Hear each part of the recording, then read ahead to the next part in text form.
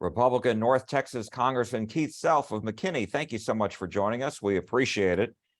So, Very good. Where do things stand on as it relates to negotiations over the debt ceiling and budget? Well, as far as I know, nothing has changed. The House passed a bill for 100 days. The president refused to discuss anything with us. So we passed a bill, a very strong bill, the Limit, Save, and Grow bill. And I have heard nothing officially since. I believe they're in discussions, but from what I'm hearing, not much progress has been made. And so how concerned are you that there could be a default in which the U.S. can't pay all of its bills? Well, there's not going to be a default because June is the second highest month for tax revenues. So in any case, we will be able to pay the interest on the debt, Social Security, Medicare, and defense with no problem whatsoever. No default. And so if I'm not mistaken, where the Democrats are right now is as far as cutting spending as opposed to holding the line and freezing 2022 spending. What's your take on where things stand right now? Republicans want cuts. Democrats would just assume freeze. Well, in 2011, the S&P said that they downgraded the credit rating of the United States not because they were close to a default, but because they failed to handle the spending. You may have heard that Fitch just put out a statement that said they're considering downgrading the United States right now because they are concerned that we will not tackle fiscal challenges that could lead to rising budget deficits and a growing debt burden, which could lead to risks to the U.S. credit worthiness. That's today. That's what Fitch just said. And so what, if you had your way, what would you like to see as far as cuts? And I would imagine you're talking about discretionary spending, right? So you're not talking about entitlements, and you're not talking about military. What I want to see is what's in the Limit, Save, Grow Act.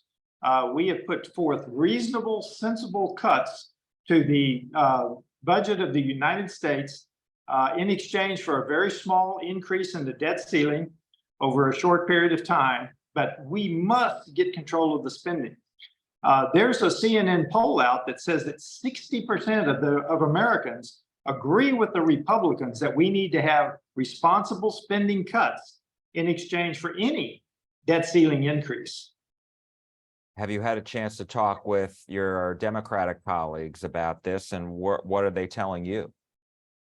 I've not talked to any Democrats about it. We had a very rousing time on the floor of the House last evening when the leaders, Steve Scalise, said that we might be coming back next week, and we had a rousing exchange of party sentiment, shall we say, on the floor of the House.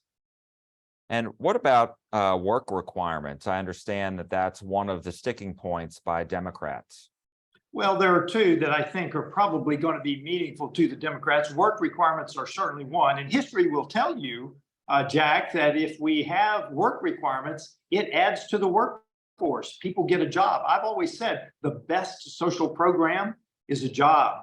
The other one, excuse me, the other one is the climate subsidies and the Inflation Reduction Act, so-called Inflation Reduction Act, that basically is funding all of the progressive left policies. So yes, it's dollars, but it's also the ability to change the policy in those areas.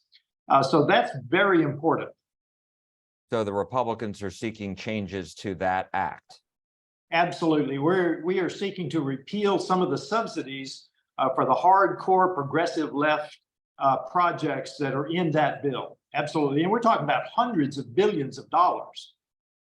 And any specifics you can share with us as far as which particular programs? Oh, the list is so long. I mean, a lot of it is the war on fossil fuels. A lot of it is climate related, which will kill the energy industry in America. That's the big issue. As we do away with these policies, these subsidies, we will energize the fossil fuel industry in the United States, which will lower inflation and create jobs, because energy is the basis of civilization today. We must have energy, and we must have reliable energy.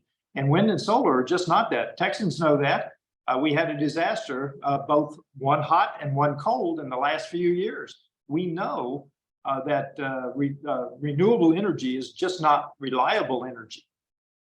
And my last question to you is, what impact do you think this would have if the Congress does agree to not only, raise the debt ceiling, but to cut the budget?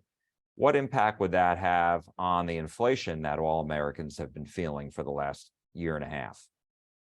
I think it would reduce it, because this gets us back to fiscal sanity. Why do we have inflation? We've dumped $10 trillion into the economy over the last few years. That's where inflation is coming from.